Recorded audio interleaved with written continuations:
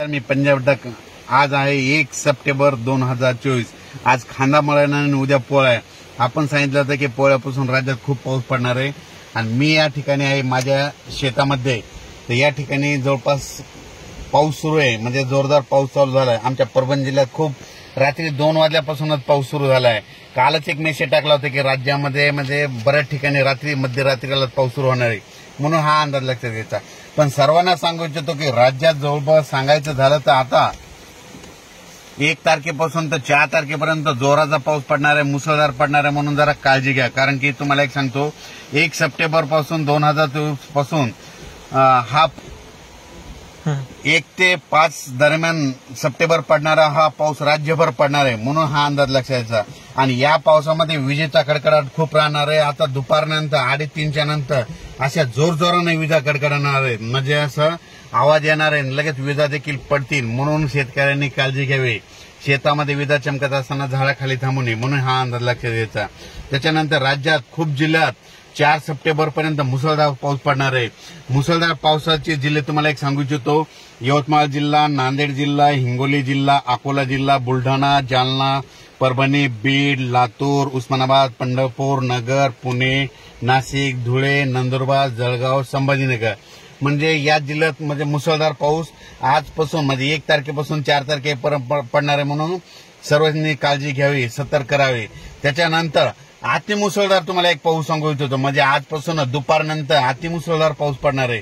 आणि हा अतिमुसळधार पाऊस कुठे पडणार आहे सांगायचं झालं तर यवतमाळ जिल्ह्यात एक जोरदार पाऊस पडणार आहे, नांदेड जिल्ह्यात जोरदार पाऊस पडणार आहे, हिंगोली जिल्ह्यात पडणार आहे, परभणी जिल्ह्यात पडणार आहे, लातूर जिल्ह्यात पडणार आहे, बीड जिल्ह्यात पडणार आहे, नगर जिल्ह्यात पडणार आहे, संभाजीनगरकडे पडणार आहे, सोलापूरकडे पडणार आहे, नाशिककडे पडणार आहे, मुंबई, धुळे, नंदुरबार, जळगाव, म्हणजे या 14 जिल्ह्यामध्ये अतिमुसळधार पाऊस पडणार आहे।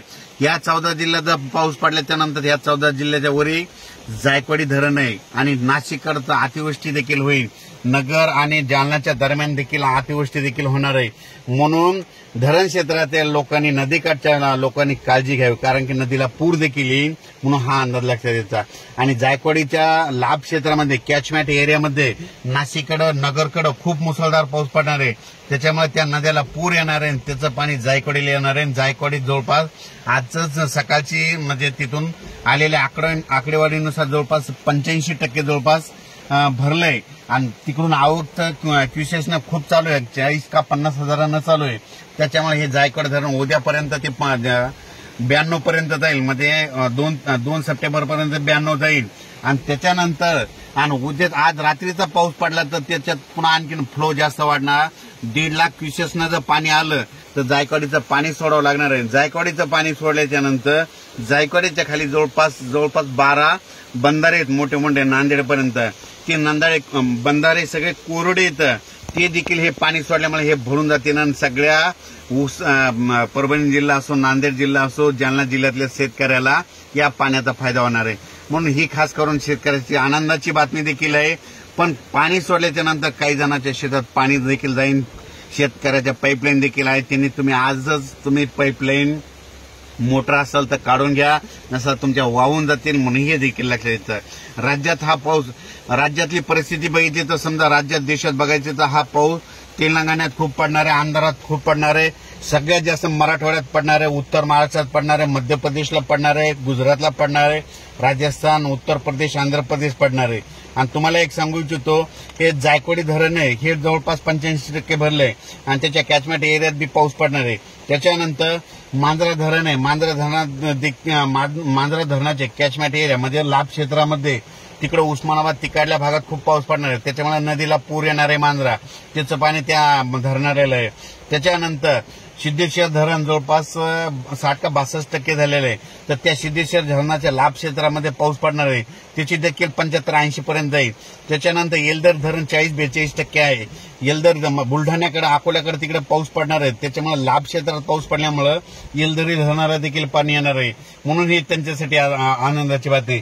त्याच्यानंतर आमच्या परभणी जिल्ह्यामध्ये दुधना धरण आहे, या दुधना धरणाच्या मध्ये जालन्याकडे मुसळधार पाऊस पडणार आहे, त्याच्यामुळे त्या दुधना नदीला पूर येणार आहे आणि त्याचं पाणी आमच्या दुधनाला येणार आहे, म्हणून हे आमच्या परभणी जिल्ह्यातल्या सेलू तालुक्यातल्या आणि परभणी पूर्ण ह्या भागातल्या शेतकऱ्यासाठी ही पण आनंदाची बातमी, म्हणून हे देखील लक्षात घ्यायचं। तर सर्वांना सांगू इच्छितो की ह्या 5 दिवसामध्ये जोराचा पाऊस पडणार आहे, ओढे नाले वाहणारा पाऊस पडणार आहे. म्हणून तुम्ही तुमची स्वतःची काळजी घ्यावी. विजा चमकत असताना झाडाखाली थांबवू नका, आपली जनावरांकडे झाडाच्या खाली बांधू नका, कारण की ह्या 5 दिवसामध्ये म्हणजे जोराचा पाऊस पडणार आहे. आज तुम्ही बघा दुपारी 2:30-3च्या नंतर आणि आज रात्री मध्यरात्री म्हणजे 1 तारखेला मध्यरात्री खूप मोठा पाऊस येणार आहे. 2ला देखील जास्त पाऊस पडणार आहे, 3ला पडणार आहे, 4ला पडणार आहे. म्हणजे 5 तारखेपर्यंत पाऊस पडणार आहे. म्हणून हा अंदाज लक्षात घ्यायचा. 1 सप्टेंबर ते 5 सप्टेंबर दरम्यान म्हणजे पाथर्डी भागामध्ये करंजी घाट आहे, त्या करंजी घाटाच्या आसपासच्या एरियामध्ये छोटे छोटे तळे आहेत, ते पुन्हा आता परत भरून ओसंडू लागतील. म्हणून हे करंजी घाटातल्या सर्व शेतकऱ्यांनी बीड जिल्ह्यातल्या लक्षात द्यायचं. गेवराई भागामध्ये छोटे छोटे तळे काही भरायचे राहिले ते देखील भरून जातील. त्याच्यानंतर जालना जिल्ह्यामध्ये रोयलागड हे म्हणजे दुष्काळ पट्ट्याचा एरिया, म्हणजे पाऊस पडत नाही त्या रोयलागड भागात, तर त्या ठिकाणी जे तळे येतात ते देखील ह्या म्हणजे आज उद्या ह्या 3 दिवसाच्या पावसात मुसळधार पावसामध्ये भरून जातील. म्हणून त्या रोयलागड क्षेत्रातील सगळे त्यांच्यासाठी आनंदाची बातमी. त्याच्यानंतर गंगापूर, वैजापूर, कन्नड, माहोरा, धाड, भोकरदन, सिल्लोड या भागामध्ये छोटे छोटे खूप तळे येतात. तर त्या तळे काहीतरी भरायचे राहिले होते, तर आता ह्या उद्याच्या पावसात म्हणजे 1 ते 5 सप्टेंबरच्या पावसात ते देखील भरून जातील. म्हणून हा अंदाज लक्षात घ्यायचा. सांगायचं झालं तर राज्यामध्ये आता 5 तारखेपर्यंत जोरदार पाऊस पडणार आहे. म्हणून हे सगळ्यांनी अंदाज लक्षात द्यायचा. अचानक वातावरणात बदल झाला तर लगेच एक मेसेज दिले जाईल.